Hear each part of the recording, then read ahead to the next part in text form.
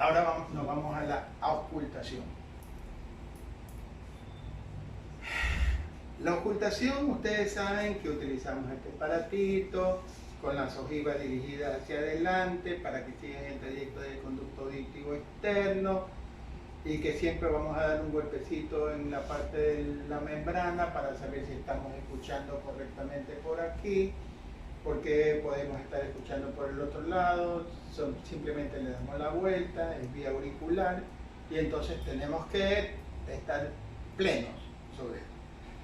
Que la forma de tomar la campana siempre va a ser de la parte metálica, nunca va a ser de la parte de la manguera, siempre de la parte metálica, porque si tomas de la manguera ahogas el sonido que se transmite. Entonces de la parte metálica no hay ningún problema y lo puedes hacer de esta forma, lo puedes hacer de esta forma, lo puedes hacer de esta forma, lo puedes hacer de esta forma o de la forma que a vos te dé la gana de hacerlo.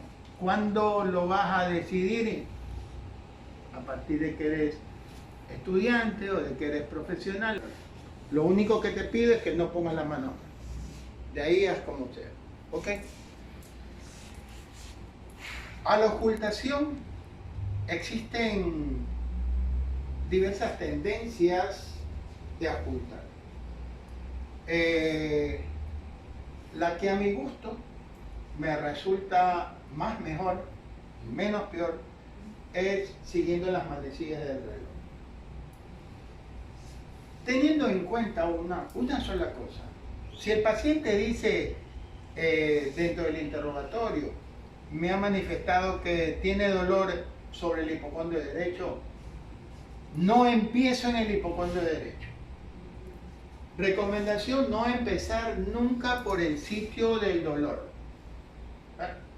No lo modifiques esto, sino al final.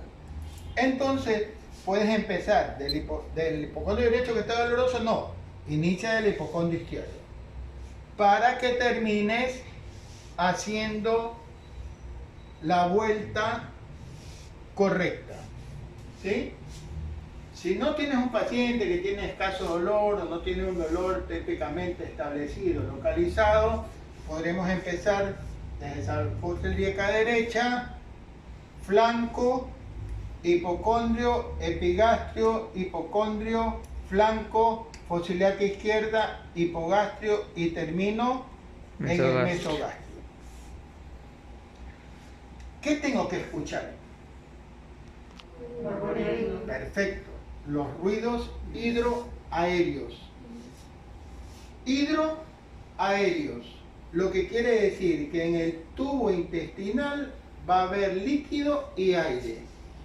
Y ese movimiento hidroaéreo se traduce con borborismo. ¿Bien? Le puedes decir entonces borborismo, le puedes decir ruidos hidroaéreos, como usted guste. ¿Cuántos movimientos o ruidos hidroaéreos debo de escuchar?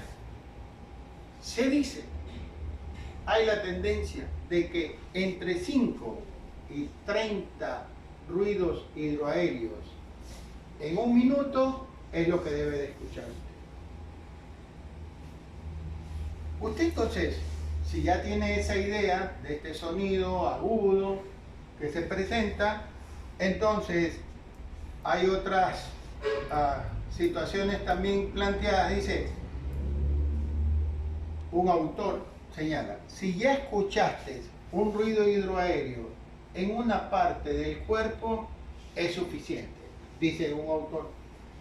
Otro autor dice, señala, si tú has escuchado en dos cuadrantes, un cuadrante y otro cuadrante, ruidos hidroaéreos, continúa, no pasa nada. Mi recomendación para ustedes, como recién estamos haciendo cascaritas, recién estamos manejando este tema en los 4 cuadrantes. Number 1, number 2, number 3, number 4. ¿Sí? ¿Ok? En los 4 cuadrantes. Y si te queda algún tiempito, como las manecillas del reloj, tomando como punto de referencia el ombligo. Bajo, derecho, superior, izquierdo. No te cuesta nada hacerlo. ¿Qué tiempo debo de quedarme allí? Un minuto, ¿verdad? Un minuto. Dice que la exploración, una buena ocultación debe de durar 5 minutos. Pero claro, si ya escucho aquí un ruido aéreo, escucho acá y escucho acá, lo voy a hacer rápido. Escucho ruido aéreo, no me queda un minuto, cambio. Escucho ruido aéreo, cambio. Y así sucesivamente. Ya me desobligo de estarme un minuto. Tenemos que ser eficientes, ¿sí? Y la eficiencia va relacionada con el tiempo, ¿sí? Escuchar, una eficacia perfecta y una eficiencia perfecta. Estos ruidos hidroaéreos, entonces, podrían estar aumentados, podrían estar disminuidos o podrían estar abolidos, ¿sí? Aumentados, si yo tengo un proceso, un síndrome diarreico, está aumentadísimo. Que se escucha a veces sin necesidad de estetoscopio, ¿sí? Ok. Disminuidos, cuando tengo una deshidratación, por ejemplo. Me he deshidratado mucho, procesos de quemaduras gravísimos, generan hilios funcionales, paralíticos, adinámicos. Entonces, cualquier situación de esta naturaleza tiene que siempre pensar que deben de existir movimientos gastrointestinales. Una cuestión muy particular que existe dentro de la ocultación del abdomen es cuando llega un paciente con un trauma abdominal. O cuando tienes un paciente con antecedentes de hemorragias digestivas altas o hemorragias digestivas bajas. En definitiva, de hemorragias digestivas. Pacientes que tienen varices esofágicas, pacientes que tienen ascitis, pacientes que tienen circulación venosa colateral. Entonces debemos de pensar siempre en estos pacientes que nos podrían hacer cuadros hemorrágicos. Entonces, Arianita, quiero que escuches el abdomen de este paciente y me diga cómo están los ruidos hidroaéreos, y acuérdate que tiene 5 detrás tuyo para que lo hagas rápido. Empieza desde fosa ilíaca derecha o cuadrante inferior derecho. Escuchó los ruidos hidroaéreos, cambió. No, empezamos en orden, ¿sí? Eso. Aquícito, porque aquí me estás pegando al arco costal y ese no te permite escuchar. ¿Qué tanto tengo que meter la campana en el abdomen?